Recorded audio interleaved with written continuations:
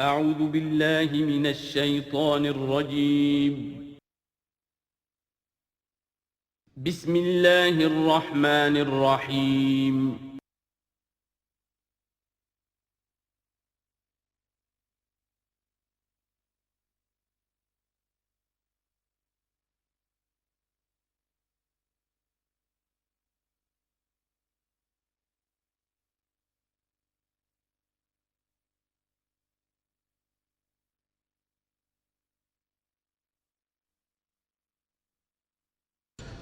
الحمدللہ وکفی والصلاة والسلام علی عبادہ الذین اصطفیٰ،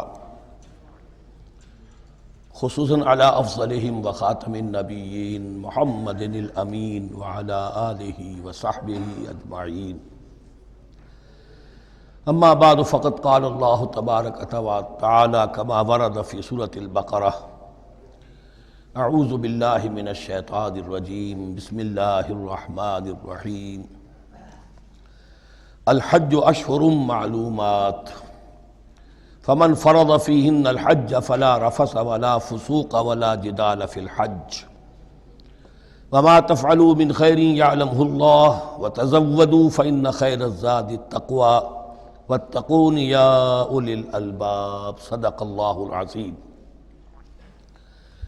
پچھلے رکوع سے مناسک حج کا تذکرہ شروع ہو چکا تھا، اور اس کے ضمن میں خاص طور پر یہ کہ اگر کوئی حج کا احرام باندھ کر یا عمرے کا احرام باندھ کر سفر شروع کر دے اور کہیں درمیان میں ایسی رکاوٹ پیش آ جائے کہ اسے احرام کھولنا پڑے بغیر عمرہ کیے اور بغیر حج کیے، تو اس صورت میں کیا قواعد و ضوابط ہیں. اب جو یہ رکوع ہے 25واں، اس میں حج کا اصل فلسفہ، اس کی اصل حکمت، اس کی اصل روح کا بیان ہے. الحج اشہر معلومات، حج کے مہینے ہیں جو معلوم ہیں، یعنی جو بھی پہلے سے عرب میں رواج چلا آ رہا تھا اس کی توثیق ہو گئی کہ واقعتاً یہ اللہ تعالیٰ ہی کی طرف سے. تو حج کے کا جہاں تک ٹائمنگ کا تعلق ہے، مواقیت کا تعلق ہے، وہ گویا کہ اللہ تعالیٰ کی طرف سے توثیق فرما دی گئی. فمن فرض فیہن الحج، تو جو کوئی بھی اپنے اوپر لازم کر لے ان مہینوں میں حج کو. لازم کر لے سے مراد نیت پختہ کر لے، اور نیت پختہ کرنے کی علامت احرام باندھ لے. فمن فرض فیہن الحج، تو حج کے لیے جو اپنے اوپر لازم کر لے، فلا رفث ولا فسوق ولا جدال فی الحج. تو احرام کی حالت میں یہاں لفظ حج آیا ہے، ان میں سے پہلی قید جو ہے فلا رفث، تو کوئی شہوت کی بات نہیں ہونی چاہیے. میاں بیوی بھی ساتھ حج کر رہے ہیں تو احرام کی حالت میں وہی قید ہے کہ جو اعتکاف کی حالت میں ہے.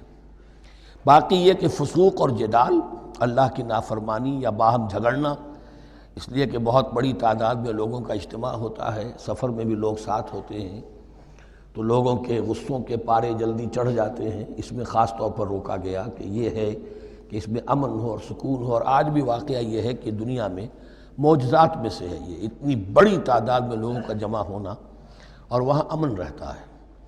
وہاں وہ جنگ و جدال اور جھگڑا اور فساد وغیرہ قطع نظر نہیں آتا. یا تو یہ کہ پچھلے دنوں میں کچھ سیاسی اعتبار سے کوئی مہمیں اٹھائی گئی ہیں، یا یہ کہ کچھ چور اچکوں نے بھی جانا شروع کر دیا ہے وہاں پر. لیکن جھگڑا اور جو گالم گلوچ کی نوبت ہم نے اپنے آنکھوں سے نہیں دیکھی، اسے 5-6 مرتبہ حج کی سعادت حاصل ہوئی ہے. فلا رفث ولا فسوق ولا جدال فی الحج وما تفعلوا من خیر یعلمہ اللہ، اور جو خیر بھی تم اس کے دوران کرو گے اللہ کے وہ علم میں ہوگا.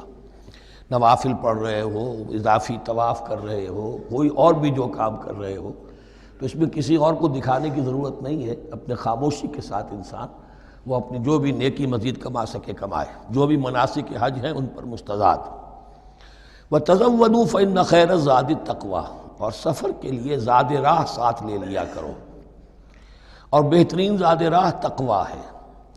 اب اس آیت کے 2 معنی لیے گئے ہیں. ایک تو یہ کہ بہترین زاد راہ تقویٰ ہے، یعنی سفر میں آپ نے زاد راہ خرچ کی شکل میں تو لے لیا، تقویٰ ہے نہیں، تو پھر کیا ہوگا؟ وہ تو صرف پیسہ خرچ کرنے کے لیے اچھا احرام لے لیں گے، اچھی جگہ لے لیں گے قیام کی، تو تقویٰ اگر نہیں ہے تو حج تو حج ہی نہیں ہوگا. لیکن اس کا ایک دوسرا مفہوم جو ہے وہ بھی بہت اہم ہے کہ اگر انسان خود اپنا زاد راہ ساتھ نہ لے تو پھر وہاں مانگنا پڑتا ہے۔ تو تقویٰ سے مراد یہاں ہے سوال سے بچنا۔ بہتر یہ ہے کہ زاد راہ لے کر چلو، اور یہ کہ اس کے لیے تمہیں کسی کے سامنے سائل نہ بننا پڑے۔ اگر تم صاحب استطاعت نہیں ہو تو حج تم پر فرض ہی نہیں ہے۔ خام خواہ کو ایک شے جو تم پر فرض نہیں ہے اس کے لیے وہاں جا کر بھیک مانگنا، یا یہاں سے بھیک مانگ کر یا چندہ لے کر جانا، یہ تو قطعاً غلط حرکت ہے۔ وَتَزَوَّدُوا فَإِنَّ خَيْرَ الزَّادِ التَّقْوَىٰ وَاتَّقُونِ يَا أُولِي الْأَلْبَابِ، اور یقیناً میرا ہی تقویٰ کرو، مجھی سے ڈرو اے ہوش مندو۔ لَيْسَ عَلَيْكُمْ جُنَاحٌ أَن تَبْتَغُوا فَضْلًا مِّن رَّبِّكُمْ، اس میں تم پر کوئی حرج نہیں ہے، کوئی گناہ نہیں ہے کہ تم حج کے سفر کے دوران اپنے رب کا فضل بھی تلاش کرو۔ آدمی ہندوستان سے پاکستان سے جا رہا ہے، اسے اچھی اجناس لے جائے تجارت کے لیے جو وہاں پر بیچ کر کچھ نفع حاصل کر لے، تو یہ تقویٰ کے منافی نہیں ہے۔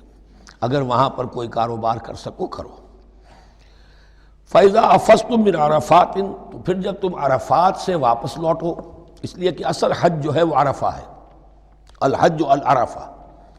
حج کے بقیہ تمام مناسک رہ جائیں، صرف عرفہ میں شمولیت ہو جائے، قیام عرفہ میں تو حج ہو گیا، باقی جو چیزیں رہ گئی ہیں اس کا جو بھی اس کا کفارہ ہے، اس کا جو دم دینا ہے وہ دے دیا جائے۔ لیکن عرفہ سے اگر آدمی رہ گیا عرفات کے قیام سے تو پھر حج نہیں ہوا۔ اب یہاں سے جب لوٹتے ہو تو فاذکروا اللہ عند المشعر الحرام، یہ ٹائم ٹیبل نوٹ کر لیجئے کہ اصل میں 8 کی شام کو مکے سے نکلتے ہیں 8 ذی الحج کو، اور رات منی میں گزارتے ہیں۔ پھر 9 کا دن ہے اصل یوم عرفہ، 9 ذی الحج۔ صبح کو نکلتے ہیں، قافلے چلتے ہیں، اور کہیں دوپہر تک، اور دوپہر سے بھی ہو سکتا ہے تاخیر ہو جائے، لیکن کوشش ہوتی ہے کہ ظہر سے پہلے پہنچ جایا جائے۔ لیکن ظہر اور عصر دونوں ملا کر پڑھ لی جائیں عرفات میں داخل ہونے سے پہلے۔ اس لیے جو مسجد ہے عرفات کے میدان سے ملحق وہ عرفے کے اندر شامل نہیں ہے، وہ اس کی حدود سے باہر ہے۔ تو اصلیے اس کا افضل یہی ہے کہ ظہر اور عصر ملا کر وہاں پڑھی جائیں، اور اس کے بعد سے غروب آفتاب تک قیام ہے، وہ عرفات کا قیام ہے، اس میں کوئی نماز نہیں، یعنی جو روایتی جو عبادت ہے اس کے سب دروازے بند۔ اب تو اگر دعا کی آپ کے اندر ایک روح پیدا ہو چکی ہے، اپنے رب سے ہم کلام ہو سکتے ہیں، اور آپ کو حلاوت مناجات حاصل ہو گئی ہے، تو دعا مانگتے رہیے، بس یہی ہے دعا۔ قیام عرفہ جو ہے کھڑے ہو کر بیٹھے ہوئے جس طرح بھی ہو اللہ سے مناجات کرو، یا پھر یہ کہ اگر اس میں کبھی ہو جائے کسی وجہ سے تو آدمی تلاوت کرے، لیکن یہ کہ عام نماز نہیں۔ فَإِذَا أَفَضْتُم مِّنْ عَرَفَاتٍ فاذكروا اللَّهَ عند المشعر الحرام، یہ مزدلفہ کا قیام ہے، 9 کی شام کو مغرب کی نماز کا وقت ہو چکنے کے بعد وہاں سے روانگی ہے، لیکن وہاں مغرب کی نماز پڑھنے کی اجازت نہیں ہے۔ اب جاؤ اور مغرب اور عشاء دونوں جمع کرو اس میں مشعر حرام یعنی مزدلفہ میں۔ وَاذْكُرُوهُ كَمَا هَدَاكُمْ، اور یاد کرو اسے، ذکر کرو جیسے کہ تمہیں اس نے ہدایت دی ہے۔ اس سے مراد ہے کہ جو کچھ اللہ کے رسول نے تمہیں سکھایا ہے، ذکر کے جو طور طریقے ہیں، اس کے لیے جو بھی طریقے ہیں وہ اللہ نے ہدایت دی اپنے رسول کے ذریعے۔ وَإِن كُنتُم مِّن قَبْلِهِ لَمِنَ الضَّالِّينَ، اور یقیناً اس سے پہلے تو تم گمراہ لوگوں میں سے تھے، تمہیں معلوم نہیں تھا، حج کی شکل باقی رہ گئی تھی، اس کی روح ختم ہو گئی تھی، اس کے مناسک میں بھی تم نے رد و بدل کر دیا تھا، وہ آگے آ رہا ہے۔ ثُمَّ أَفِيضُوا مِنْ حَيْثُ أَفَاضَ النَّاسُ، پھر پلٹو وہیں سے جہاں سے کہ سب لوگ پلٹتے ہیں۔ قریش نے یہ کہا تھا کہ ہماری خاص حیثیت ہے کہ ہم تو منی ہی میں مقیم رہیں گے، باہر سے آنے والے لوگ عرفات جائیں اور عرفات سے پھر واپس لوٹیں، یہ سارے مناسک ہمارے لیے نہیں ہیں، ہم تو مکے والے ہیں، اور ہماری شان یہ ہے کہ ہم عرفات نہیں جائیں گے، منی ہی میں قیام رہے گا۔ یہاں بتایا گیا کہ یہ تم نے غلط بات ایجاد کر لی ہے۔ ثُمَّ أَفِيضُوا مِنْ حَيْثُ أَفَاضَ النَّاسُ، جہاں سے سب لوگ لوٹتے ہیں یعنی میدان عرفہ سے، وہیں سے لوٹیں۔ وَاسْتَغْفِرُوا اللَّهَ، اللہ سے استغفار کرتے رہو، ان اللہ غفور رحیم، یقیناً اللہ بخشنے والا رحم فرمانے والا ہے۔ فَإِذَا قَضَيْتُم مَّنَاسِكَكُمْ، اور جب تم اپنے یہ مناسک ادا کر لو، پورے کر لو، فاذكروا اللَّهَ كَذِكْرِكُمْ آبَاءَكُمْ، تو اب اللہ کا ذکر کرو جیسے کہ تم اپنے آباء و اجداد کا ذکر کرتے رہے ہو، جس شد و بد کے ساتھ۔ وہاں یہ ہو گیا تھا کہ پھر منی میں جب یہ ٹھہرتے تھے تو اپنے آباء و اجداد کے قصیدے بیان کیے جا رہے ہیں، جیسے ہمارے ہاں ہوتا ہے، جو دیہاتی لوگ ہوتے ہیں، راجپوت لوگ ہوتے ہیں، ان کے میراثی ہوتے ہیں، اسی طرح وہاں شعراء ہوتے تھے قبائل کے، وہ ان قبیلوں کی مدح بیان کرتے تھے، ان کے بڑے بزرگوں کی، اسلاف کی جو ہے عظمت بیان کرتے تھے۔ اللہ کا ذکر ختم ہو چکا تھا، فرمایا جس شد و مد کے ساتھ تم اپنے آباء و اجداد کا ذکر کرتے رہے اب اسی شد و مد کے ساتھ، بلکہ او اشد ذکرا، بلکہ اس سے بھی زیادہ شد و مد کے ساتھ اب اللہ کا ذکر کرو۔ فَمِنَ النَّاسِ مَن يَقُولُ رَبَّنَا آتِنَا فِي الدُّنْيَا وَمَا لَهُ فِي الْآخِرَةِ مِنْ خَلَاقٍ، لوگوں میں سے وہ بھی ہیں جو یہی کہتے رہتے ہیں رب ہمیں دے دے دنیا ہی میں، ایسے لوگوں کے لیے آخرت میں کوئی حصہ نہیں ہے۔ یعنی وہاں پہنچ کر بھی ساری دعائیں ان کی دنیاوی چیزوں کے لیے ہیں، مال کے لیے، اولاد کے لیے، ترقی کے لیے، اور دنیا کی جو بھی چیزیں ہیں، اپنی کوئی مشکلات ہیں ان کے رفع کرنے کے لیے، چونکہ ان کے دلوں میں دنیا بسی ہوئی ہے۔ اشربوا فی قلوبہم الدنیا، ان کے دلوں میں جیسے بنی اسرائیل کے دلوں میں بچڑے کا تقدس پلا دیا گیا تھا اور محبت، اسی طرح ہمارے دلوں میں دنیا کی محبت ہے، تو وہاں جا کر بھی دنیا ہی کی دعائیں ہیں۔ فَمِنَ النَّاسِ مَن يَقُولُ رَبَّنَا آتِنَا فی الدنیا وما لہ فی الآخرۃ من خلاق، ظاہر بات ہے ایسے لوگوں کے لیے پھر آخرت میں کوئی حصہ نہیں ہے۔ ومنہم من یقول، اور ان میں سے وہ بھی ہیں جو یہ کہتے ہیں ربنا آتنا فی الدنیا حسنۃ وفی الآخرۃ حسنۃ وقنا عذاب النار، پروردگار ہمیں اس دنیا میں بھی خیر عطا فرما اور آخرت کا بھی خیر عطا فرما اور ہمیں بچا لے آگ کے عذاب سے۔ اب دنیا کا خیر جو ہے سب سے بڑا وہ ایمان ہے، ہدایت ہے۔ دنیا کا کوئی خیر نہیں ہے جب تک کہ اس کے ساتھ ہدایت اور ایمان نہ ہو، تو سب سے پہلے انسان ایمان طلب کرے، پھر اس کے ساتھ اللہ تعالیٰ دنیا میں کشادگی دے دے، رزق میں بھی کشائش دے دے تو ٹھیک ہے، کوئی بری بات نہیں، اچھی بات ہے، لیکن یہ کہ اصل شے کیا ہے؟ ایمان اور استقامت۔ اولئک لہم نصیب مما کسبوا، یہاں یہ لفظ بہت اہم ہے، ان کے لیے حصہ ہوگا اس میں سے جو انہوں نے کمایا۔ محض یہ دعا کرنے سے، یہ دعا جو ہے یہ کافی نہیں ہو جائے گی۔ اول تو یہ نوٹ کر لیجئے یہی وہ دعا ہے جو یعنی رکن یمانی سے لے کر جو بھی ہر چکر ہوتا ہے اس کا طواف کا، تو رکن یمانی سے لے کر حجر اسود تک کا جو دورہ ہے، اس میں یہ دعا مانگی جاتی ہے، ربنا آتنا فی الدنیا حسنۃ وفی الآخرۃ حسنۃ وقنا عذاب النار۔ اولئک لہم نصیب مما کسبوا، ان کے لیے حصہ ہے اس میں سے جو انہوں نے کمایا۔ اچھا، اس میں سے جو انہوں نے کمایا، اس میں سے کیوں؟ وہ تو سارا ملنا چاہیے، لیکن بندے کو ڈرتا رہنا چاہیے کہ ممکن ہے اس میں سے کسی مسئلے میں میری نیت میں کوئی فساد آ گیا ہو، ممکن ہے اس میں سے میرے کسی عمل کے اندر کوئی کمی رہ گئی ہو، کوئی کوتاہی رہ گئی ہو۔ اس لیے یہ نہ سمجھ لے کہ جو بھی کچھ کیا ہے اس کا اجر لازماً ملے گا۔ مما کسبوا، جو انہوں نے کمایا ہے اس میں خلوص ہے، اس میں بے ریائی ہے، اس میں تمام جو بھی اس کے آداب اور شرائط ہیں ملحوظ رکھے گئے ہیں، تو ان کو اس کا حصہ ملے گا۔ واللہ سریع الحساب، اور اللہ تعالیٰ کو حساب چکانے میں دیر نہیں لگتی، بہت جلدی حساب کر لے گا۔ اب تو ہمارے سامنے نقشے موجود ہیں، کمپیوٹرز ہیں، کتنی جلدی حساب ہو جاتا ہے، تو اللہ کے ہاں تو پتہ نہیں کیسا سپر کمپیوٹر ہوگا کہ اسے حساب نکالنے میں دیر نہیں لگے گی۔ وَاذْكُرُوا اللَّهَ فِي أَيَّامٍ مَّعْدُودَاتٍ، اور ذکر کرو اللہ کا گنتی کے چند دنوں میں۔ یہ لفظ یہاں پر پھر آ گیا ہے اس بات کی وضاحت کے لیے جو میں نے عرض کیا تھا کہ ابتدائی جو حکم تھا روزے کا، ایام معدودات، وہ 3 دن کے روزے تھے، اس لیے کہ یہاں بھی معدودات کا لفظ آیا ہے، فی ایام معدودات، اور سب کو معلوم ہے یہ 3 دن ہیں، 11ویں 12ویں 13ویں تاریخ جو ہے ذی الحج کی، کہ پھر یوم نحر کے بعد 3 دن یہاں پر قیام ہے، مبیت ہے، تو وہ 3 دن ہیں ایام معدودات۔ فمن تعجل فی یومین، تو جو کوئی 2 دن ہی میں جلدی سے واپس آ جائے فلا اثم علیہ، یعنی 3 دن پورے نہیں کرتا، 2 دن ہی میں واپسی کو اختیار کر لیتا تو کوئی گناہ اس پر نہیں ہے۔ ومن تأخر، اور جو پیچھے رہے یعنی 3 دن کی مقدار پوری کر لے فلا اثم علیہ لمن اتقی، تو اس پر بھی کوئی گناہ نہیں، لیکن شرط ہے تقوی۔ جو 2 دن میں چلا گیا تقوی تھا تو بھی اللہ تعالیٰ کے ہاں اس کا اجر محفوظ ہے، جو 3 دن رہا تقوی ہے، تیسرے دن اس نے کچھ اور ہی حرکتیں نہ شروع کر دی ہوں، جی اکتایا ہوا ہے اور طبیعت کے اندر جو ہے وہ ٹھہراؤ نہیں ہے، تو وہ تیسرا دن اس کے لیے کوئی خاص مفید نہیں ثابت ہوگا۔ لیکن یہ کہ اصل شے جو ہے اللہ کے ہاں جو چیز کے شرط لازم ہے قبولیت کے لیے وہ تقوی ہے۔ لمن اتقی واتقوا اللہ واعلموا انکم الیہ تحشرون، اور اللہ کا تقوی اختیار کرو اور یہ مستحضر رکھو اپنے ذہن میں کہ تمہیں اسی کی جانب جمع کر دیا جائے گا، تم سب کے سب ہانک کر لے جاؤ گے اسی کی جناب میں۔ وَمِنَ النَّاسِ مَن يُعْجِبُكَ قَوْلُهُ فِي الْحَيَاةِ الدُّنْيَا، اب یہ منافقین میں سے ایک گروہ کا خاص ایک تذکرہ ہو رہا ہے۔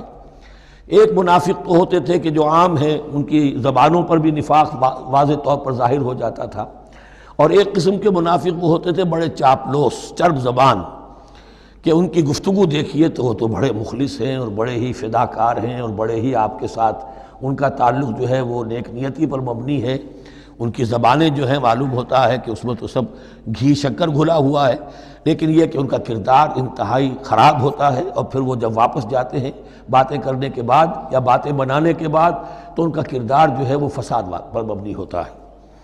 وَمِنَ النَّاسِ مَن يُعْجِبُكَ قَوْلُهُ فِي الْحَيَاةِ الدُّنْيَا، اور لوگوں میں سے ایسے بھی ہیں جن کی باتیں تمہیں بڑی اچھی لگتی ہیں دنیا کی زندگی میں، وَيُشْهِدُ اللَّهَ عَلَى مَا فِي قَلْبِهِ، اور وہ اللہ کو بھی گواہ ٹھہراتا رہتا ہے، میں جو کچھ کہہ رہا ہوں اللہ جانتا ہے، میں خلوص سے کہہ رہا ہوں، میں بالکل اپنی نیک نیتی سے کہہ رہا ہوں، اللہ جانتا ہے۔ وَهُوَ أَلَدُّ الْخِصَامِ، حالانکہ فی الواقع وہ دشمن ہے بہت سخت، الد بہت شدید، اور خصام خصم دشمن کے لیے آتا ہے۔ وَإِذَا تَوَلَّى، جب وہ پیٹھ موڑتے جاتا ہے، سعى فِي الْأَرْضِ، اب وہ زمین میں جو بھاگ دوڑ کرتا ہے، لِيُفْسِدَ فِيهَا، اس میں فساد مچائے، وَيُهْلِكَ الْحَرْثَ وَالنَّسْلَ، اور ہلاک کرے، کہیں کسی کی کھیتی جلا دی، کہیں کسی کا کوئی جانور جو ہے وہ ختم کر دیا، مار دیا۔ وَاللَّهُ لَا يُحِبُّ الْفَسَادَ، اللہ تعالیٰ کو فساد بالکل پسند نہیں ہے۔ وَإِذَا قِيلَ لَهُ اتَّقِ اللَّهَ، جب ایسے شخص سے کہا جاتا ہے کہ تم اللہ کا خوف کرو، اللہ سے ڈرو، تم باتیں ایسی کرتے ہو، عمل تمہارا یہ ہو رہا ہے، سوچو تو صحیح۔ أَخَذَتْهُ الْعِزَّةُ بِالْإِثْمِ، تو اس کو اپنی عزت نفس، جھوٹی عزت نفس گناہ پر اور جما دیتی ہے۔ ایک شخص وہ ہوتا ہے جس سے خطا ہو گئی، غلطی ہو گئی، اس نے اپنی خطا تسلیم کر لی تو اصلاح کر لے گا۔ ایک وہ ہے کہ جو کیسے مان لوں میری غلطی ہے، اس کی جھوٹی انا جو ہے اور جو اس کی جھوٹی عزت نفس ہے وہ اسے اور گناہ کے اوپر چپکا دیتی ہے۔ اخذتہ العزت بالاسم، اس کو اور اس پر جامد کر دیتی ہے۔ فحسبہ جہنم، تو اس کے لیے تو اب کافی ہے جہنم ہی۔ وَلَبِئْسَ الْمِہَادُ، اور یقیناً وہ بہت برا ٹھکانہ ہے۔ روایات میں آتا ہے کہ ایک شخص خاص تھا، اخنس ابن شریق، اس کا یہ کردار ہے، لیکن یہ کہ یہ تو یوں سمجھیے کہ شان نزول کے اعتبار سے یہ بات ٹھیک ہے، اور یہ کہ تعویل خاص میں اس کو بھی سامنے رکھیں گے، لیکن یہ وہی ہے، کردار ہے، یہ کردار ہر جگہ آپ کو ملے گا۔ اصل میں کردار کو پہچاننا چاہیے اور اس کے حوالے سے اللہ تعالیٰ سے ہدایت طلب کرنی چاہیے کہ اس کردار سے اللہ تعالیٰ ہمیں اپنی حفظ ایمان میں رکھے۔ وَمِنَ النَّاسِ مَن يَشْرِي نَفْسَهُ ابْتِغَاءَ مَرْضَاتِ اللَّهِ، قرآن کا یہ عام اسلوب ہے کہ تقابل ضرور کرتا ہے، فوری تقابل۔ تو اس میں لوگوں میں سے وہ بھی ہیں جو اپنے آپ کو بیچ دیتے ہیں اللہ کی رضا جوئی کے لیے، اپنا تن من دھن، ان صلاتی و نسکی و محیای و مماتی للہ رب العالمین۔ ومن الناس من یشری نفسہ ابتغاء مرضات اللہ واللہ رؤوف بالعباد، اور اللہ اپنے ایسے بندوں کے حق میں بہت شفیق ہے۔ ظاہر بات ہے جس نے یہ ارادہ کر لیا ہو، نیت کر لی ہو، کبھی ایسے شخص سے بھی کوئی کوتاہی ہو سکتی ہے، حالات ہو سکتے ہیں عارضی سے، کبھی جذبات میں آ کر کوئی غلط قدم اٹھ گیا، اللہ پھر معاف فرمائے گا، بڑی شفقت کے ساتھ معاف فرمائے گا۔ طے کر لے انسان، ایک سیدھا راستہ یہی بن جائے، ان صلاتی و نسکی و محیای و مماتی للہ رب العالمین۔ تو پھر یہ ہے کہ کوئی تیز دوڑے گا، کوئی آہستہ چل سکے گا، مختلف صلاحیتوں کے لوگ ہوتے ہیں، اس میں فرق و تفاوت رہے گا، لیکن جس نے یہ عزم کر لیا ہے اللہ تعالیٰ ان کے حق میں بہت شفیق ہے۔ یا ایھا الذین آمنوا ادخلوا فی السلم کافہ، اے اہل ایمان اسلام میں داخل ہو پورے کے پورے۔ یہ گویا کہ وہ بات اب کہی جا رہی ہے کہ جس کا ریورس یا کانورس ہم بنی اسرائیل کے ساتھ جو خطاب تھا اس میں پڑھ چکے ہیں۔ افتؤمنون ببعض الکتاب وتکفرون ببعض، کیا تم ہماری کتاب، ہمارے دین، ہماری شریعت کے ایک حصے کو مانتے ہو اور ایک کو رد کر دیتے ہو؟ فما جزاء من يفعل ذلك منكم الا خزي في الحیاۃ الدنیا ویوم القیامۃ يردون الى اشد العذاب، تو جو کوئی بھی تم میں سے یہ روش اختیار کرے گا اس کی کوئی سزا اس کے سوا نہیں ہے کہ دنیا میں ذلت اور خواری ان پر مسلط کر دی جائے اور قیامت کے دن شدید ترین عذاب میں جھونک دیے۔ اس کو مثبت پیرائے میں مسلمانوں سے کہا جا رہا ہے یا ایھا الذین آمنوا ادخلوا فی السلم کافہ، ریزرویشنز کے ساتھ نہیں، ایکسیپشنز کے ساتھ نہیں۔ اللہ کی بندگی تو کرنی ہے، اس معاملے میں نہیں، اللہ کے حکم تو ماننا ہے لیکن یہ حکم نہیں میں مان سکتا، یہ ایک کی بھی نفی جو ہے وہ گویا کہ کل کی نفی ہو جائے گی۔ ادخلوا فی السلم کافہ، ٹیک اٹ اور لیو اٹ، یہ پیکج ڈیل ہے، اس میں جزوی بات نہیں ہو سکتی۔ ولا تتبعوا خطوات الشیطان، اور دیکھو شیطان کے قدموں کی پیروی نہ کرو، اس کے نشانات راہ جو ہیں، اس کے نشانات قدم جو ہیں ان کی پیروی نہ کرو۔ انہ لکم عدو مبین، وہ تو یقیناً تمہارا بڑا کھلا دشمن ہے۔ فإن زللتم من بعد ما جاءتكم البینات، پھر اگر تم پھسل گئے اس کے بعد بھی کہ تمہارے پاس یہ واضح تعلیمات آ چکی ہیں، فَاعْلَمُوا أَنَّ اللَّهَ عَزِيزٌ حَكِيمٌ، تو جان لو کہ اللہ تعالیٰ پھر زبردست ہے۔ اس میں دھمکی کا پہلو آ گیا کہ پھر اللہ کی جو ہے پکڑ سخت ہوگی، حکیم بھی ہے، اس کی پکڑ میں بھی حکمت ہے۔ اگر یہ پکڑ نہ ہو تو ظاہر بات ہے کہ پورا نظام جو ہے دین کا وہ پھر بالکل ایک بے منطقی، اگر اللہ کی طرف سے کسی گناہ پر پکڑ ہی نہیں ہے تو پھر یہ آزمائش کیا ہوئی، پھر جزا و سزا کا کیا سوال، پھر جنت اور دوزخ کا کیا معاملہ۔ هل ينظرون الا ان ياتيهم الله في ظلل من الغمام والملائكة وقضي الامر۔ ایک جو نفس انسان کو پٹی پڑھاتا ہے وہ تو یہ ہے کہ دین کا یہ حصہ تو آرام سے کرتے رہو، جو میٹھا وہ ہپ اور جو کڑوا ہے وہ تھو۔ دوسری پٹی یہ پڑھاتا ہے کہ ابھی ذرا یہ ٹھیک ہے، یہ اللہ کا حکم ہے، یہ بھی حکم ہے، دین کا یہ بھی تقاضا ہے، ابھی ذرا ذمہ داریاں ہیں، ابھی ذرا بچوں کے معاملات ہیں، بچے برسر کار ہو جائیں، بچیوں کے ہاتھ پیلے ہو جائیں، میں ذرا ریٹائرمنٹ بھی لے لوں تو پھر یہ مکان بنا لوں، پھر میں اپنے آپ کو دین کے لیے پھر خالص کر لوں گا، دین کے لیے پھر میں وہی کام کروں گا۔ یہ سب سے بڑا دھوکہ ہے، وہ وقت کبھی نہیں آتا۔ اسی لیے فرمائے کس شے کا انتظار کر رہے ہیں؟ هل ينظرون الا ان ياتيهم الله في ظلل من الغمام، کہ اللہ تعالیٰ آ جائے بادلوں کے سائبانوں میں، والملائکۃ اور فرشتے آ جائیں، وقضی الامر اور پھر فیصلے چکا دیا جائے گا۔ کیا معلوم کب وہ گھڑی آ جائے، یہ مہلت عمر تو اچانک ختم ہو سکتی ہے۔ پوری دنیا کی قیامت بھی جب آئے گی اچانک آئے گی، اور ہر شخص کی ذاتی قیامت تو اس کے سر کے اوپر تلوار کی طرح لٹکی ہوئی ہے کہ من مات فقط قامت قیامتہ، جو مر گیا اس کی قیامت تو آ گئی۔ کیا تمہارے پاس گارنٹی ہے یہ سارے کام کرو گے تب تک زندہ رہو گے اور پھر بھی تمہارے جسم میں کوئی توانائی، کوئی رمق باقی رہ جائے گی کہ دین کا کوئی کام کر سکو؟ تو جان لو تم کس چیز کا انتظار کر رہے ہو سکتا ہے اچانک اللہ کی طرف سے مہلت ختم ہو جائے، سٹاپ رائٹنگ، 3 گھنٹے ہو گئے، بس اب جو لکھ لیا، اب آگے تمہارے پاس مہلت نہیں ہے۔ وَإِلَى اللَّهِ تُرْجَعُ الْأُمُورُ، اور یقیناً تمام معاملات اللہ ہی کی طرف لوٹا دیے جائیں گے۔ سل بنی اسرائیل کم آتیناہم من آیۃ بینہ، اے مسلمانوں پوچھ لو بنی اسرائیل سے ہم نے انہیں کتنی روشن نشانیاں دیں، یعنی دیکھو تم بھی کہیں انہی کے راستے پر نہ چلنا، جیسا کہ حضور نے فرمایا تھا لَتَتَّبِعُنَّ سُنَنَ مَن قَبْلِكُمْ، تم لازماً پیروی کرو گے اور چلو گے انہی کے نقوش پا پر۔ سل بنی اسرائیل کم آتیناہم من آیۃ بینہ ومن یبدل نعمت اللہ من بعد ما جاءتہ فإن اللہ شدید العقاب، لیکن جو شخص اللہ کی اس نعمت جو اس کے پاس آ گئی ہے اس میں تبدیلی کرتا ہے، اس میں تحریف کرتا ہے، یا اس میں تحریف کرتا ہے یا اپنے آپ کو بدل لیتا ہے، من بعد ما جاءت ہو، اس کے بعد کہ وہ نعمت اس کے پاس آ گئی، فإن اللہ شدید العقاب، تو یہ جان لو اللہ پھر سزا دینے میں بھی سخت ہے۔ اس کی مثال وہی رکھیے کہ 2 مرتبہ فرمایا یا بنی اسرائیل اذکروا نعمتی التی انعمت علیکم وانی فضلتکم علی العالم، لیکن انہی سے کہا گیا ضربت علیہم الذلۃ والمسکنۃ وباؤوا بغضب من اللہ، اور یہ مضمون بھی دوبارہ پھر آ جائے گا سورہ آل عمران میں۔ زین للذین کفروا الحیات الدنیا، ان کافروں کے لیے دنیا کی زندگی جو ہے بڑی مزین کر دی گئی ہے، ان کے نگاہوں میں کھب گئی ہے، یہاں کی چمک دمک ہے، شان و شوکت ہے، لمبی لمبی کاریں ہوں، چمکیلی نئے ماڈل کی، بڑی اونچی اونچی بلڈنگیں ہوں، حویلیاں ہوں، اعلیٰ کوٹھیاں ہوں، اب یہ ساری چیزیں کس کو اچھی نہیں لگتی، لیکن یہ کہ کفار کے دلوں میں ان کی محبت اتنی پل جاتی ہے کہ پھر کوئی اچھی بات ان کے کوئی زندگی میں نہیں رہتی، نہ کوئی اچھی بات اثر کرتی ہے۔ اہل ایمان کو بھی اگر ایمان کے ساتھ یہ نعمتیں ملیں، قل من حرم زینۃ اللہ التی اخرج لعبادہ والطیبات من الرزق، کو اچھا کھانا، اچھا پینا، اچھا پہننا کو حرام نہیں ہے، کو اللہ نے کس کو لوگوں کے لیے ممنوع نہیں کیا، لیکن دین کے تقاضے ادا کر کے، اللہ کا حق ادا کر کے اور حلال سے کما کر، تب کوئی حرج نہیں۔ زین للذین کفروا الحیات الدنیا، کافروں کے لیے دنیا کی زندگی کو مزین کر دیا گیا ہے۔ وہ حدیث بھی ذہن میں لے آئیے کہ ان الدنیا سجن المومن و جنت الکافر، یہ دنیا جو ہے مومن کے لیے ایک قید خانہ اور جنت اور کافر کے لیے باغ ہے۔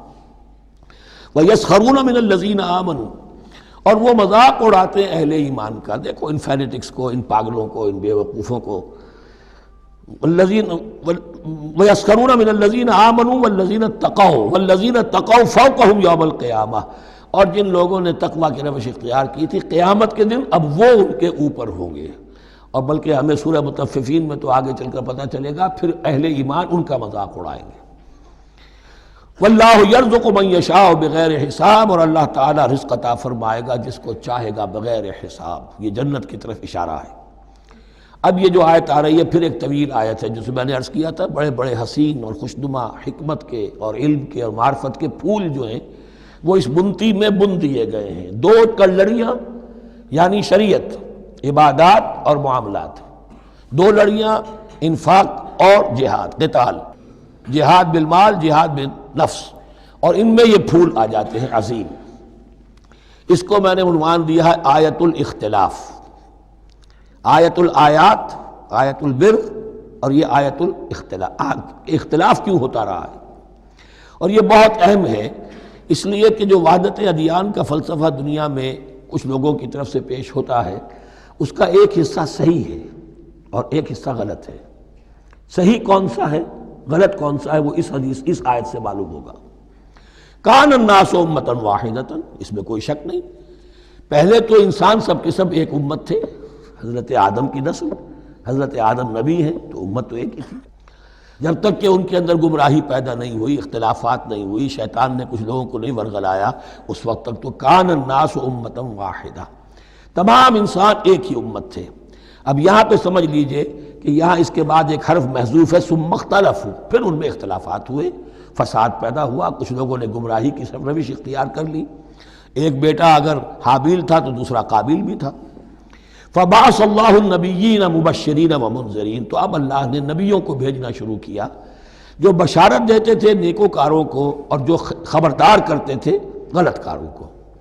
وانزل معهم الکتاب بالحق لیحکم بین الناس فیما اختلفوا فیہ، اور اللہ نے ان کے ساتھ کتاب نازل فرمائی اپنی تاکہ وہ حق کے ساتھ نازل فرمائی تاکہ وہ فیصلہ کر دے لوگوں کے مابین ان امور میں جن میں انہوں نے اختلاف کیا تھا۔ وَمَا اخْتَلَفَ فِيهِ إِلَّا الَّذِينَ أُوتُوهُ مِن بَعْدِ مَا جَاءَتْهُمُ الْبَيِّنَاتُ بَغْيًا بَيْنَهُمْ، اور پھر جو اختلاف کیا ان میں سے تو نہیں کیا اختلاف کرنے والوں نے مگر جن کو کہ وہ کتاب دی جا چکی تھی، ہدایت دی جا چکی تھی، من بعد ما جاءتهم البینات، اور اس کا سبب کیا تھا؟ بغیم بینہم، یہ لفظ میں نے پہلے بھی نوٹ کروایا تھا، بغیم بینہم، دی ارج ٹو ڈومینیٹ، زدم زدہ، سارا فساد دنیا میں جو ہوتا ہے دی ارج ٹو ڈومینیٹ، آدمی جو ہے میں اس کی بات کیوں مانوں، یہ کیوں نہ میری مانے، یہ ہے کہ جس میں جو بھی سربراہی اور بالادستی حاصل کرنے کی جو ایک انسان کے اندر ایک ہے امنگ ہے، یہ امنگ رکھی گئی ہے انسان میں، جہاں انسان کے اندر اچھے میلانات رکھے گئے، برے بھی رکھے گئے، نفس بھی تو انسان ہی میں ہے، اس لیے کہ انہی کی درمیان حق و باطل کی کشمکش چلتی ہے انسان کے باطن میں، حق و باطل کی ایک کشاکش انسان کے باطن میں چلتی ہے، ایک خارج میں چلتی ہے۔ تو فرمایا پھر ہم نے اپنے رسول بھیجنے شروع کیے، فبعث اللہ النبیین مبشرین ومنذرین وانزل معهم الکتاب بالحق لیحکم بین الناس فیما اختلفوا فیہ وما اختلف فیہ الا الذین اوتوہ من بعد ما جاءتهم البینات بغیا بینہم فہدی اللہ الذین آمنوا لما اختلفوا فیہ من الحق باذنہ۔ تو اب اس کے بعد اللہ تعالیٰ نے ہدایت دی ان لوگوں کو جو ایمان لائے ان چیزوں کے بارے میں جس میں کہ وہ اختلاف کر چکے تھے حق سے، اپنے حکم سے اللہ نے ان کو ایمان کی طرف ہدایت فرما دی۔ واللہ یہدی من یشاء الی صراط مستقیم، اور اللہ ہدایت دیتا ہے جس کو چاہتا ہے سیدھے راہ کی طرف۔ لیکن اس کا دوسرا ترجمہ یہ بھی ہوگا اللہ ہدایت دیتا ہے اس کو جو چاہتا ہے، من یشاء، من یشاء میں اللہ کی مشیت بھی ہے اور جو ہدایت کا طالب ہوتا ہے، واللہ یہدی من یشاء، جو چاہتا ہے اس ہدایت کا طالب ہوگا، یہ اللہ کے ذمے ہے، اللہ نے اسے اپنے اوپر ایک ذمہ داری سمجھا ہے کہ اس کو یقیناً ہدایت دے گا۔ والذین جاہدوا فینا لنہدینہم سبلنا، جو ہمارے راستے میں کوششیں کریں گے، حق کی طرف بڑھنا چاہیں گے، ہم لازماً ان کو راستہ دکھائیں گے، اپنے راستوں کی طرف ان کی رہنمائی کریں گے، یہ اللہ نے اپنے ذمے لیا۔ ام حسبتم، اب بڑی سخت آیت آ رہی ہے، یہ بھی بڑی لرزا دینے والی آیت ہے۔ اب دیکھیے صحابہ کرام میں سے ایک بڑی تعداد تھی کہ جو مکے کی سختیاں جھیل کر آئے تھے، مہاجرین، ان کے لیے تو اب جو بھی مراحل آئندہ آنے والے تھے وہ کوئی ایسے ثقیل نہیں تھے، ایسے مشکل نہیں تھے۔ وہ سختیاں تو وہاں نہیں انہوں نے جھیلنی تھی کہ جو کہ مکے میں مہاجرین نے جھیلی تھی، تو اب ان سے ہے خاص طور پر روئے سخن، اگرچہ خطاب عام ہے، اور یہ قرآن مجید میں عام طور پر آپ کو ملے گا کہ الفاظ عام ہیں، لیکن آپ اگر دیکھیں گے تو روئے سخن کسی خاص طبقے کی طرف ہے، تو یہاں در حقیقت ان کو بتایا جا رہا ہے۔ ام حسبتم ان تدخلوا الجنہ، کیا تم نے یہ سمجھا تھا کہ جنت میں داخل ہو جاؤ گے؟ ولما یاتکم مثل الذین خلوا من قبلکم، حالانکہ ابھی تک تو تمہارے اوپر وہ حالات و واقعات تو وارد ہی نہیں ہوئے جو ان پر ہوئے تھے جو تم سے پہلے تھے۔ مستہم الباساء، انہیں آ لیا پہنچی ان کو سختی بھوک کی، والضراء اور تکالیف، وزلزلوا اور وہ ہلا مارے گئے، حتیٰ یقول الرسول والذین آمنوا معہ متی نصر اللہ، یہاں تک کہ پکار اٹھا وقت کا رسول اور جو ان کے ساتھ اہل ایمان تھے، کب آئے گی اللہ کی مدد، الا ان نصر اللہ قریب، اب انہیں یہ خوشخبری دی گئی کہ آگاہ ہو جاؤ اللہ کی مدد قریب ہے۔ یعنی اللہ آزماتا ہے، یہ وہی بات ہے جو اس سے پہلے آ چکی ہے 19ویں رکوع میں بالکل شروع میں، وَلَنَبْلُوَنَّكُمْ بِشَيْءٍ مِّنَ الْخَوْفِ وَالْجُوعِ وَنَقْصٍ مِّنَ الْأَمْوَالِ وَالْأَنفُسِ وَالثَّمَرَاتِ، ہم لازماً آزمائیں گے۔ یہ کوئی پھولوں بھرا راستہ نہیں ہے، پھولوں کی سیج نہیں ہے، حق کا راستہ ہے، یہ کانٹوں بھرا بستر ہے، کانٹوں بھرا راستہ ہے، اس کے لیے ذہناً تیار ہو جاؤ۔ در رہے منزل لیلا کہ خطر ہاست بسے، شرط اول قدمی نفس کے مجنوں باشی، دیکھ سمجھ کر آؤ۔ ام حسبتم ان تدخلوا الجنة ولما یاتکم مثل الذین خلوا من قبلکم مستہم الباساء والضراء وزلزلوا حتى يقول الرسول والذین آمنوا معہ متی نصر اللہ الا ان نصر اللہ قریب۔ یہ آیت پھر مسلمانوں کو، صحابہ کرام کو سورہ صف میں یہ خوشخبری سنائی گئی، جبکہ غزوہ احزاب واقع ہو چکا تھا اور شدید ترین امتحان سے محمد الرسول اللہ اور ان کے صحابہ گزر چکے تھے کامیابی کے ساتھ، تب انہیں خوشخبری دی گئی ہے۔ سورہ صف اس وقت نازل ہوئی ہے، وَأُخْرَىٰ تُحِبُّونَهَا نَصْرٌ مِّنَ اللَّهِ وَفَتْحٌ قَرِيبٌ، اب تمہارے لیے وہ خوشخبری ہے اے نبی، بشر المومنین، اپنے اہل ایمان ساتھیوں کو بشارت دے دیجئے کہ اب وہ وقت آ گیا ہے کہ اللہ کی نصرت کے دروازے کھلتے چلے جائیں گے۔ یسألونک ماذا ینفقون، یہ آپ سے پوچھ رہے ہیں کہ وہ کیا خرچ کریں، جو انفاق کے لیے کہا جا رہا ہے کیا خرچ کریں، تو انسان جو بھی بھلائی کے لیے خرچ نکالے اس میں سب سے پہلا حق کن کا ہے؟ قل ما انفقتم من خیر، کہہ دیجئے جو بھی تم خرچ کرو خیر میں سے، دولت میں سے، مال اسباب میں سے، فللوالدین، سب سے پہلا جو حق ہے وہ والدین کا ہے، والاقربین اور رشتہ داروں کا ہے، والیتامى اور یتیموں کا ہے، والمساکین اور محتاجوں کا ہے، وابن السبیل اور مسافر کا ہے، وما تفعلوا من خیر فإن اللہ بہ علیم، اور جو بھی خیر تم کماؤ گے، جو کام بھی اچھا کرو گے، جان لو وہ اللہ کے علم میں ہے۔ یہ ضرورت نہیں ہے کہ دنیا واقف ہو اس سے، تمہیں اگر اجر اللہ سے لینا ہے تو اللہ تو رات کے اندھیرے میں بھی دیکھ رہا ہے، اور تمہارے داہنے ہاتھ نے جو کچھ دیا ہے بائیں کو پتہ نہیں چلا تو اللہ کو تو پھر بھی پتہ چل گیا۔ اب یہ سخت آیت اور آ گئی، کتب علیکم القتال، میں نے کہا تھا نا کہ یہ لڑیاں جو ہیں چونکہ بٹی ہوئی ہیں تو ایک لال اور ایک پیلی اور ایک ہری اور ایک نیلی، تو یہ نظر آتی ہے ایک طرف سے کہ کٹے ہوئے ہیں رنگ، ان کو کھول دیں گے تو ہر لڑی مکمل ہو جائے گی، ایک گویا کہ تسلسل ہے۔ کتب علیکم القتال وہو کرہ لکم، مسلمانوں اب تم پر جنگ فرض کر دی گئی ہے اور وہ تمہیں گراں گزر رہی ہے۔ یہ مضمون اصل میں اس سے پہلے سورہ محمد نازل ہو چکی ہے اور اس میں قتال کی فرضیت آ چکی ہے، اس کا نام سورۃ القتال بھی ہے، لہذا اب اس کے حوالے سے کچھ لوگ جو ہیں وہ پریشان ہو رہے تھے، اور میں نے آپ سے عرض کیا تھا منافقین بھی یہی کہتے تھے کہ بھائی صلح جوئی سے کام لو، بس دعوت و تبلیغ کے ذریعے سے لوگوں کو ٹھیک راستے پر لاؤ، یہ جنگ ونگ جو ہے، لڑائی بھڑائی، اس میں تو بہت خرابی ہے، یہ کوئی اچھا کام تو نہیں ہے۔ اب یہاں یہ ہے کہ فرض کیا جا رہا ہے اللہ کی راہ میں جنگ کرنا، تو اس حوالے سے کہا جا رہا ہے، تو اس میں جہاں منافقین کہتے تھے، جن مسلمانوں کا ایمان قدرے کمزور تھا وہ منافق تو نہیں تھے، لیکن یہ کہ ایمان اتنا پختہ نہیں تھا، ابھی تازہ ایمان لائے تھے، مدینے کے اندر ابھی وہ ایمان لائے ہیں، ان کی تربیت کے مراحل ابھی گزرے ہی نہیں ہیں، تو ان میں سے بھی بعض لوگوں کے دلوں میں اب انقباض پیدا ہو رہا تھا۔ کتب علیکم القتال وہو کرہ لکم، تم پر اب دیکھیے کتبہ کا لفظ آ گیا ہے، کتب علیکم الصیام، کتب علیکم القصاص فی القتلى، کتب علیکم اذا حضر احدکم الموت ان ترک خیرا الوصیہ، وصیت کا حکم آیا کتبہ، روزے کا حکم آیا کتبہ، اسی طریقے سے فرضیت قتال ہے۔ کتب علیکم القتال وہو کرہ لکم، وہ تمہیں بری لگ رہی ہے، وعسیٰ ان تکرہوا شیئا، اور ہو سکتا ہے کہ تم کسی شے کو ناپسند کرو، وہو خیر لکم، حالانکہ کہ اسی میں تمہارے لیے خیر ہو، وعسیٰ ان تحبوا شیئا وہو شر لکم، اور ہو سکتا ہے کہ تم کسی چیز کو پسند کرو حالانکہ وہ تمہارے لیے شر ہو، واللہ یعلم وانتم لا تعلمون، اللہ جانتا ہے تم نہیں جانتے۔ تم اپنی عقل پر ایمان نہ رکھو، تم اللہ کی وحی پر ایمان رکھو، تم اللہ کے رسول پر ایمان رکھو۔ جس وقت کے لیے جو حکم موضوع تھا اس وقت وہ حکم تھا، کفو ایدیکم، 14 برس تک تمہیں قتال سے منع کیا گیا، اب فرض ہو رہا ہے قتال، اب تمہارے لیے لازم، وقت کا جو ہے امر الحال کو پہچانو۔ اللہ تعالی واللہ یعلم وانتم لا تعلمون، یسألونک عن الشہر الحرام قتال فیہ، اب جب جنگ کا حکم شروع ہو گیا تو اب وہ پوچھتے تھے کہ یہ جو مہینے حرمت والے ہیں، حج کا ہے، عمرے کا ہے، تو اس میں جنگ کرنا کیسا ہے؟ اس لیے کہ سیرت میں یہ واقعہ آتا ہے، وقت نہیں ہے تفصیل سے میں بیان کر سکوں، کہ نخلا کی وادی میں ایک مقابلہ ایسا پیش آ گیا تھا کہ وہ رجب کا مہینے کا بھی دن تھا، اور اس میں ہی کوئی قتال ہو گیا، مسلمانوں کے ہاتھوں ہوا یا مسلمانوں کے اوپر ایسی سچویشن ہو گئی کہ انہیں مجبوراً وہ کام کرنا پڑا۔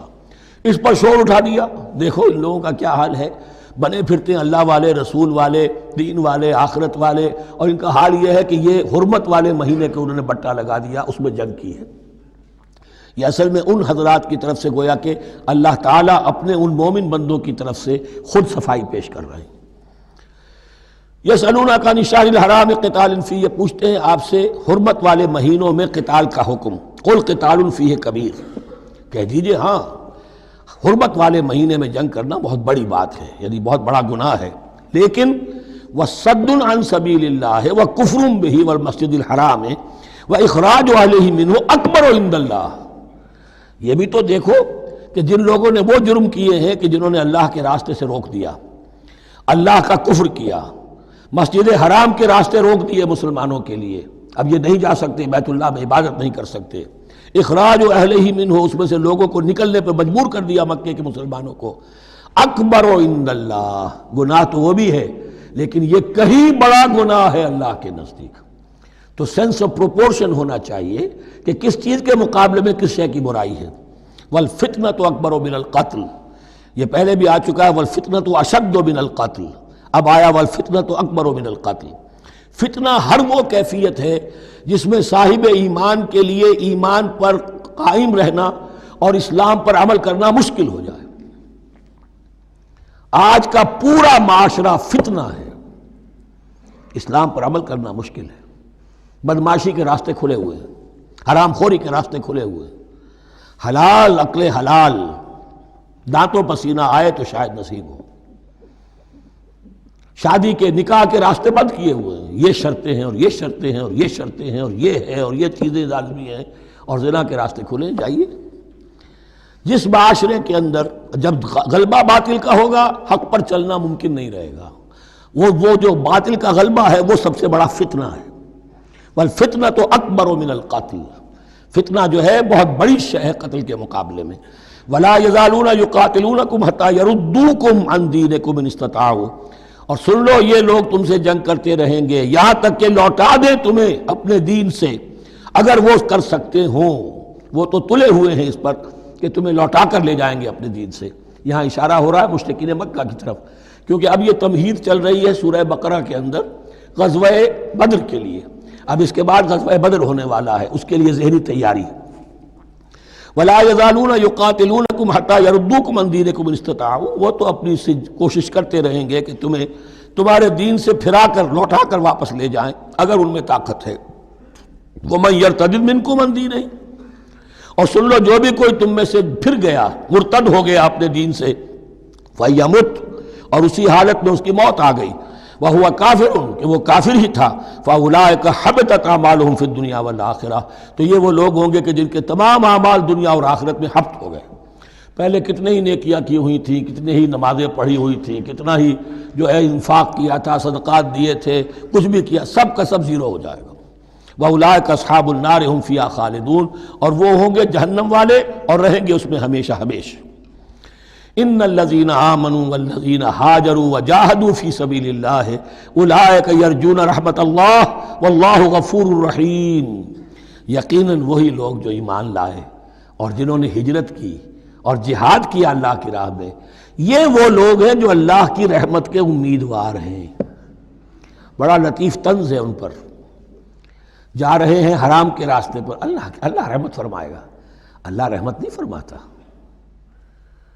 اللہ کی رحمت کا مستحق بننا پڑتا ہے۔ اللہ کی رحمت کا مستحق وہی ہے، ان الذین آمنوا والذین ہاجروا وجاہدوا فی سبیل اللہ اولئک یرجون رحمت اللہ، وہ امیدوار ہیں اللہ کی رحمت کے، وہ امید کرے تو ان کی امید بجا ہے۔ واللہ غفور الرحیم، اور یقیناً اللہ تعالیٰ غفور الرحیم ہے۔ یسألونک عن الخمر والمیسر، اب دیکھیے یہاں سے شریعت کا جو بلو پرنٹ اب تیار ہونا شروع ہوا، کچھ احکام پہلے آ چکے اور کچھ احکام اب آ رہے ہیں، تو بیچ بیچ میں یہ لڑیاں جو ہیں کٹی ہوئی ہیں۔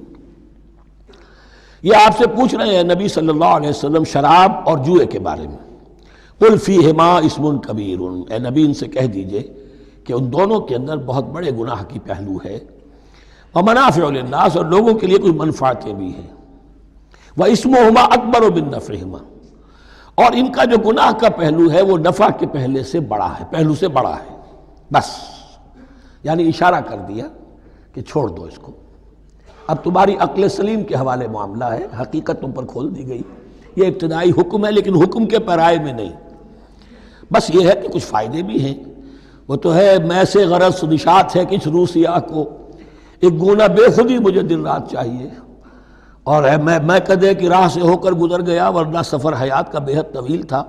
یہ حکمت سمجھ لیجئے کہ جوئے میں اور میسر میں کیا چیز مشترک ہے کہ دونوں کو جمع کیا گیا۔ شراب میں بھی انسان حقائق سے اپنے آپ کو منقطع کرتا ہے اور محنت سے جی چراتا ہے، He doesn't want to see the facts، مواجہہ کرنے کو تیار نہیں، فیس کرنے کو تیار نہیں ہے bitter facts آف لائف کو، تو میں ایک گونا بے خودی مجھے دن رات چاہیے۔ اور جوا بھی محنت کی نفی ہے، چانس، داؤ لگاؤ، ایک ہے محنت سے ایک آدمی کما رہا ہے، مشقت کر رہا ہے، کھوکھا ہے یا کوئی چھابڑی لے کے جا رہا ہے یا کچھ اور کام ریڑھی چلا رہا ہے، وہ اپنی کوئی کمائی کر رہا ہے، اور ایک یہ داؤ لگاؤ، داؤ سے کمانا، چانس پر کمانا، یہ بھی محنت کی نفی ہے۔ تو یہ دونوں کے اندر اصل میں علت ایک ہی ہے۔ یسألونک عن الخمر والمیسر قل فیہما اسم کبیر ومنافع للناس واسمہما اکبر من نفعہما ویسألونک ماذا ینفقون قل العفو، اور یہ پوچھتے ہیں کتنا خرچ کریں، انفقوا انفقوا انفقوا وانفقوا فی سبیل اللہ ولا تلقوا بایدیکم الی التہلکہ، یہ آیت پر کل پڑھ چکے ہیں، اپنے آپ کو اپنے ہاتھوں ہلاکت میں نہ جھونکو، کتنا خرچ کرے، کچھ ہمیں مقدار بھی بتا دی جائے۔ فرمایا قل العفو، جو بھی تمہاری ضرورت سے زائد ہے۔ اللہ یہ بھی نہیں کرتا کہ اپنی ضرورتوں کو بھی تم پیچھے ڈال دو، نہیں، ضرورتیں اپنی پوری کرو، پھر جو اب تمہارے پاس ہے، اب یہ سمجھیے کہ جو ایک کمیونسٹ فلسفی ہے اس میں بھی ایک اصطلاح سرپلس ویلیو، ایک سرپلس ویلیو یہ ہے عفو، جو تمہاری ضروریات سے زائد ہے، یہ سرپلس ویلیو ہے، یہ اللہ کی راہ میں دے دو۔ اس کو بچا کر رکھنا جو ہے اللہ پر آپ بے اعتمادی کا اظہار کر رہے ہیں کہ اللہ کل نہیں دے گا مجھے، میں بچا کے رکھوں۔ یسألونک ماذا ینفقون قل العفو، لیکن اس میں یہ ہے کہ ضرورتیں کتنی ہیں، کیا ہے، اس کا کوئی پیمانہ مقرر نہیں کیا۔ یہ ہے باطنی روح جس کے اندر اللہ کی محبت اور آخرت کا ایمان بڑھتا جائے گا، وہ اتنا ہی اپنی بیلٹ ٹائٹ کرے گا، اپنی ضرورتیں کم کرے گا، اپنے معیار زندگی کو پست کرے گا، اور زیادہ سے زیادہ جو ہے وہ اللہ کی راہ میں دے گا۔ لیکن اصول یہ ہے کہ ہر شخص یہ دیکھے کہ جو میری ضرورت سے زائد ہے اسے میں ریٹین نہ کروں، اسے میں دے دوں۔ اس انفاق پر پورے 2 رکوع آگے آنے والے ہیں سورہ مبارکہ میں۔ کذالک یبین اللہ لکم الآیات لعلکم تتفکرون، اسی طرح اللہ تعالیٰ اپنی آیات تمہارے لیے واضح کر رہا ہے تاکہ تم تفکر کرو، غور کرو، فی الدنیا والآخرہ، تمہارا یہ غور دنیا کے بارے میں بھی ہونا چاہیے، آخرت کے بارے میں۔ دنیا میں بھی اسلام رہبانیت نہیں سکھاتا، نہ کھاؤ نہ پیو، چلے کشی کرو، چلے جاؤ جنگلوں میں، نہیں، اسلام متمدن زندگی کی تعلیم دیتا ہے، گھر گھرستی ہے، شادی کرو، بیوی بچوں والے رہو، ان کے بھی حقوق کو ادا کرو، ان کا بھی پیٹ تمہیں پالنا ہے، تو تفکر فی الدنیا والآخرہ، آخرہ کے لیے، لیکن یہ کہ اس میں ریشو پروپورشن رہنی چاہیے، دنیا کی کتنی قدر و قیمت ہے، آخرت کی کتنی قدر و قیمت ہے، اس کو جان لو، اسی کے حساب سے ایلوکیشن اگر نہیں ہے تو پھر یہ کہ سینس آف پروپورشن اگر غلط ہو گیا تو ظاہر بات ہے کہ پھر ہر چیز تل پٹ ہو جائے گی۔ ایک دوا کے نسخے میں کوئی چیز زائد تھی، کوئی کم تھی، آپ نے جو کم تھی اسے زیادہ کر دیا، جو زائد تھی کم کر دیا، تو اب ہو سکتا ہے کہ یہ نسخہ شفا نہ رہے، نسخہ ہلاکت بن جائے۔ وَيَسْأَلُونَكَ عَنِ الْيَتَامَىٰ، اور یہ آپ سے پوچھ رہے ہیں یتیموں کے بارے میں، قُلْ إِصْلَاحٌ لَهُمْ خَيْرٌ، اے نبی ان سے کہہ دیجئے ان کے لیے ان کی مصلحت کو پیش نظر رکھنا یہ ہے کہ جو بہتر ہے، نیکی ہے، بھلائی ہے۔ اصل میں سورہ بنی اسرائیل کی آیت جو ہے وہ لوگوں کے سامنے تھی، وَلَا تَقْرَبُوا مَالَ الْيَتِيمِ إِلَّا بِالَّتِي هِيَ أَحْسَنُ، مال یتیم کے قریب تک نہ بھٹکو، یعنی گڑبڑ کر لو گے اپنے اموال میں، اس میں سے یہ کہ ہو سکتا ہے کہ تمہارا ان کا کوئی مال تمہارے پیٹ میں چلا جائے، ہانڈی مشترک ہے، اب اس میں ظاہر بات ہے یتیم نے بھی کھانا ہے، تم نے بھی کھانا ہے، اچھی اچھی بوٹیاں تم نے کھا لی ہیں اور یتیم کے لیے جو ہے خرچہ تو پورا ڈال دیا، لیکن یہ کہ اس کے لیے بیچارے کے لیے چھچڑے چھوڑ دیے، تو یہ چیز روکنے کے لیے کہا گیا تھا مکی صورتوں میں وَلَا تَقْرَبُوا مَالَ الْيَتِيمِ إِلَّا بِالَّتِي أَحْسَنُ۔ اب صحابہ کے لیے تو یہ چیزیں ایسی تھیں کہ اشارہ ذرا سا ہو گیا اور انہوں نے اس پر عمل کیا، انہوں نے ہڈیاں علیحدہ کر دی تاکہ ان کا خرچہ بالکل علیحدہ رہے۔ اب اس میں تکلیف ہو رہی تھی، ایک گھر کے اندر ہی ایک یتیم ہے، اس کا خرچہ اس کے مال میں سے نکالا جا رہا ہے۔ فرمایا کہ یہ مقصد نہیں تھا، مقصد یہ تھا کہ تم ان کے مال ہڑپ نہ کر جاؤ۔ قُلْ إِصْلَاحٌ لَهُمْ خَيْرٌ، قُلْ إِصْلَاحٌ لَهُمْ خَيْرٌ، ان کے لیے اصلاح کرنا بھلائی کا ہے۔ وَإِن تُخَالِطُوهُمْ فَإِخْوَانُكُمْ، اگر تم اپنے ساتھ ان کو ملائے رکھو تو وہ تمہارے بھائی ہیں۔ وَاللَّهُ يَعْلَمُ الْمُفْسِدَ مِنَ الْمُصْلِحِ، اللہ جانتا ہے مفسد کو بھی مصلح کو بھی، وہ جانتا ہے کہ یہ آدمی گڑبڑ کر رہا ہے، یہ ہنڈیا علیحدہ کر کے بھی گڑبڑ کر سکتا ہے، اور یہ وہ شخص ہے کہ جو ہنڈیا مشترک کر کے بھی حق پر رہ سکتا ہے۔ وَلَوْ شَاءَ اللَّهُ لَعَنَتَكُمْ، اگر اللہ چاہتا تو تمہیں سختی میں ڈالے ہی رکھتا، تم پر مشقت جو ہے یہ کیے رکھتا۔ ان اللہ عزیز الحکیم، یقیناً اللہ زبردست ہے، حکمت والا ہے۔ ایک طرف وہ سختی بھی کرتا ہے، زبردست ہے، لیکن وہ اس کے ہر حکم کے اندر حکمت بھی ہے، اور جہاں حکمت نرمی کی متقاضی ہوتی ہے وہاں وہ رعایت بھی دیتا ہے۔ وَلَا تَنكِحُوا الْمُشْرِكَاتِ حَتَّى يُؤْمِنَّ، اور مشرک عورتوں سے نکاح نہ کرو جب تک کہ وہ ایمان نہ لے آئیں۔ وَلَأَمَةٌ مُؤْمِنَةٌ خَيْرٌ مِّن مُشْرِكَةٍ وَلَوْ أَعْجَبَتْكُمْ، ایک مومنہ خواہ وہ لونڈی ہو وہ بہتر ہے ایک مشرکہ سے خواہ وہ آزاد عورت ہو۔ وَلَوْ أَعْجَبَتْكُمْ، اور مزید یہ کہ وہ تمہیں اچھی بھی لگتی ہو۔ وَلَا تُنكِحُوا الْمُشْرِكِينَ، اور نہ اپنی عورتوں کا نکاح کرو، نکاح میں دو اپنی عورتوں کو، اپنی بیٹیوں کو مشرکوں کے، حتیٰ یؤمنوا، جب تک کہ وہ ایمان نہ لے آئیں۔ وَلَعَبْدٌ مُؤْمِنٌ خَيْرٌ مِّن مُشْرِكٍ وَلَوْ أَعْجَبَكُمْ، مسلمان اگر غلام ہے تو وہ بھی بہتر سمجھو مشرک سے جو آزاد ہے اور وہ تمہیں پسند بھی ہے، مالدار بھی ہے یا اور بھی ہے، اس کے اندر دوسرے پہلو بھی ہیں۔ اولئک یدعون الی النار، دیکھو وہ جو ہے وہ پکار رہے ہیں، آگ کی طرف بلا رہے ہیں، تمہیں بھی لے جائیں گے، تمہاری اولاد کو بھی لے جائیں گے۔ واللہ یدعو الی الجنۃ والمغفرۃ باذنہ، اللہ تمہیں بلا رہا ہے جنت کی طرف اور مغفرت کی طرف اپنے حکم سے۔ وَيُبَيِّنُ آیاتہ للناس لعلہم یتذکرون، اور اللہ اپنی آیات واضح کر رہا ہے لوگوں کے لیے تاکہ وہ نصیحت اخذ کریں۔ وَيَسْأَلُونَكَ عَنِ الْمَحِيضِ، اور وہ عورتوں کے ایام ماہواری کے بارے میں آپ سے سوال کر رہے ہیں۔ قُلْ هُوَ أَذًى، کہہ دیجئے وہ ایک ناپاکی بھی ہے اور ایک تکلیف کا مسئلہ بھی ہے۔ فَاعْتَزِلُوا النِّسَاءَ فِي الْمَحِيضِ، تو حیض کی حالت میں اگر تمہاری بیویاں ہوں تو ان سے علیحدہ رہو، مقاربت نہ کرو۔ وَلَا تَقْرَبُوهُنَّ حَتَّى يَطْهُرْنَ، اور ان سے مقاربت نہ کرو یہاں تک کہ وہ پاک ہو جائیں۔ فَإِذَا تَطَهَّرْنَ، اور جب وہ خوب پاک ہو جائیں، فَأْتُوهُنَّ مِنْ حَيْثُ أَمَرَكُمُ اللَّهُ، تو اب ان کی طرف جاؤ، جو بھی تمہیں تعلق قائم کرنا ہے کرو، جہاں سے کہ تمہارے رب نے تمہیں حکم دیا، اللہ نے حکم دیا ہے۔ یہ اللہ کا حکم کیا ہے؟ یہ ہے امر طبیعی، ہر انسان جانتا ہے، ہر حیوان کو معلوم ہے، وہ طبیعی شے ہے۔ لیکن یہ کہ اب عورتوں کے ساتھ بھی اگر انسان جو ہے وہ لواطت کا فعل شروع کر دے، قوم عمل لوط، تو ظاہر بات ہے کہ عمل قوم لوط تو وہ چیز جو ہے غلط ہے، وہ حرام ہے۔ یہ تو اللہ تعالیٰ نے جو بھی تمہاری فطرت میں ڈالا ہے راستہ، وہ در حقیقت من حیث امرکم اللہ، ان اللہ یحب التوابین و یحب المتطہرین، یقیناً اللہ محبت کرتا ہے بہت توبہ کرنے والوں سے اور بہت پاک بازی اختیار کرنے والوں سے۔ ان ناپاک چیزوں سے دور رہنے میں۔ نساؤکم حرث لکم، تمہاری بیویاں تمہارے لیے کھیتیوں کے مانند ہیں، جیسے کھیت میں بوتے ہو فصل کاٹتے ہو، بیویوں کے ذریعے سے اللہ تعالیٰ تمہیں اولاد عطا کرتا ہے۔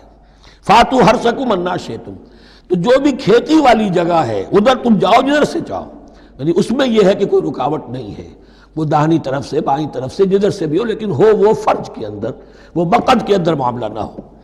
فاتو حرثکم انا شئتم وقدموا لانفسکم، اور اپنے آگے کے لیے سامان کرو، یعنی اپنی اولاد۔ انسان جو ہے بڑھاپے کے لیے اس کا ایسٹ بنتی ہے اس کی اولاد۔ آج تو دنیا اولاد سے بھاگتی ہے، لیکن ایک زمانے میں تو اولاد جو ہے وہ عصائے پیری شمار ہوتی تھی۔ وقدموا لانفسکم واتقوا اللہ واعلموا انکم ملاقوہ، اور اللہ سے کا تقوی اختیار کرو۔ ابھی آپ دیکھیں گے کہ جو حکم بھی شریعت کا آئے گا بار بار تکرار کے ساتھ جو ہے اس میں جو تقوی کا ذکر بار بار آئے گا، کہ ایک قانون ہے اس کی قانونیت ہے، ایک ہے تقوی۔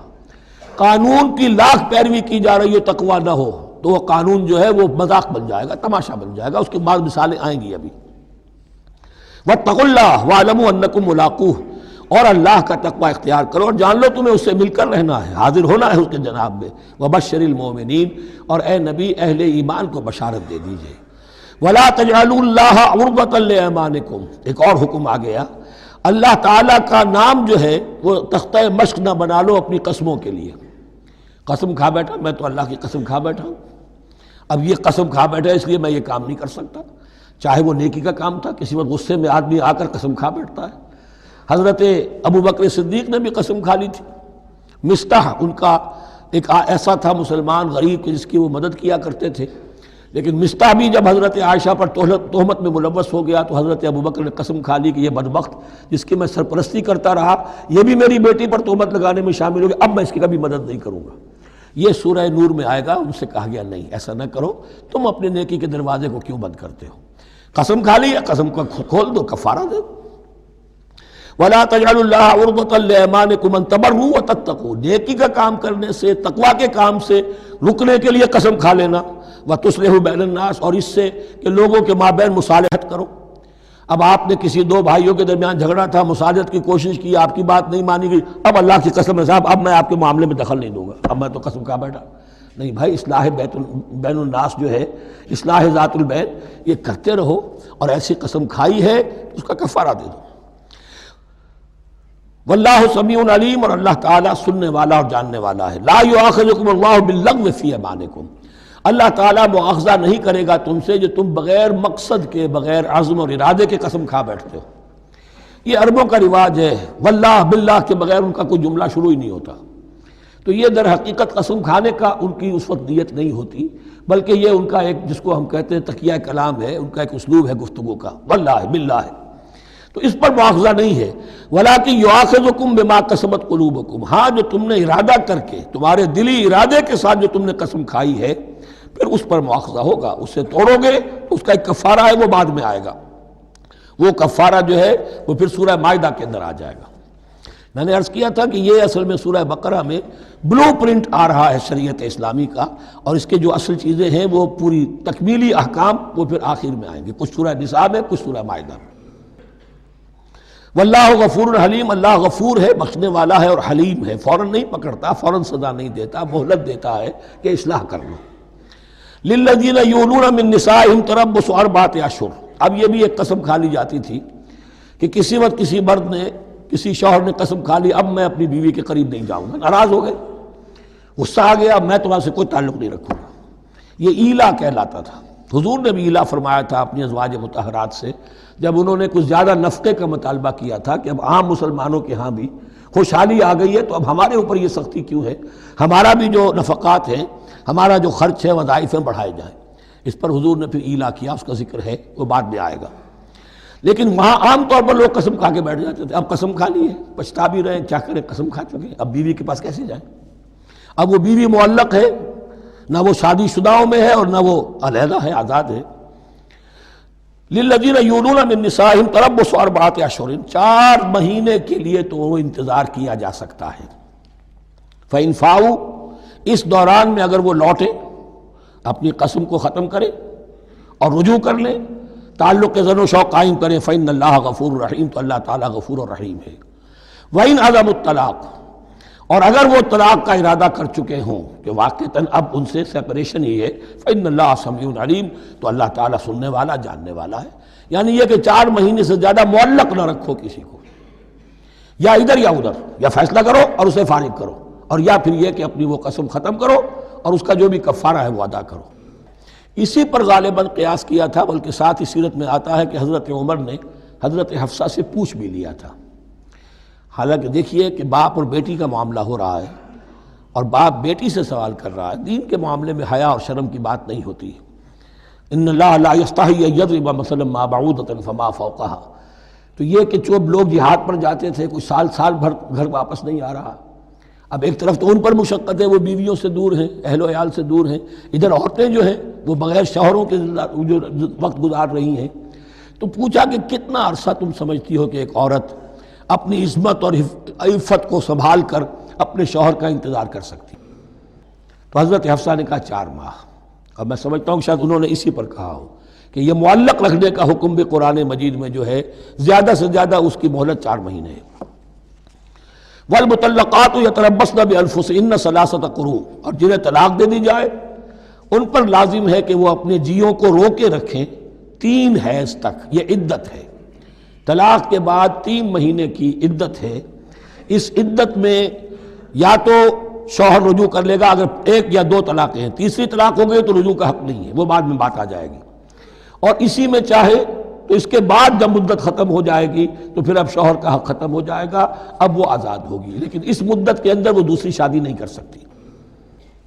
والمطلقات یتربصن بانفسهن 3 قروء ولا يحل لهن ان يكتمن ما خلق الله في ارحامهن، اور ان کے لیے یہ حلال نہیں ہے، جائز نہیں ہے کہ وہ چھپا لیں جو کچھ کہ اللہ نے پیدا کر دیا ہو ان کے ارحام میں۔ اگر حمل ٹھہر گیا ہے اور بیوی کو ڈر ہے کہ اب یہ شوہر تو طلاق دے دے گا، وہ اپنا حمل چھپا رہی ہے تاکہ پتہ ہی نہ چلے اس کو، کیونکہ وہ چاہے گی کہ بچہ میرے پاس رہے، بچہ بچی جو بھی ہو۔ ظاہر بات ہے کہ بچہ اور بچی جو ہے وہ ماں کے لیے تو جگر گوشہ ہے، اس کے جسم کا ٹکڑا ہے، اس کے جسم کا لوتھڑا ہے، تو وہ چھپانے کی ٹینڈنسی ہوتی ہے کہ وہ جھگڑا ہی نہ اٹھے۔ ولا يحل لهن ان يكتمن، ان کے لیے جائز نہیں ہے کہ وہ چھپائیں ما خلق اللہ فی ارحامہن، جو کچھ کہ پیدا کر دیا ہے اللہ نے ان کے رحموں میں۔ ان کن یؤمن باللہ والیوم الآخر، اگر وہ فی الواقع ایمان رکھنے والی ہیں اللہ پر اور یوم آخر پر۔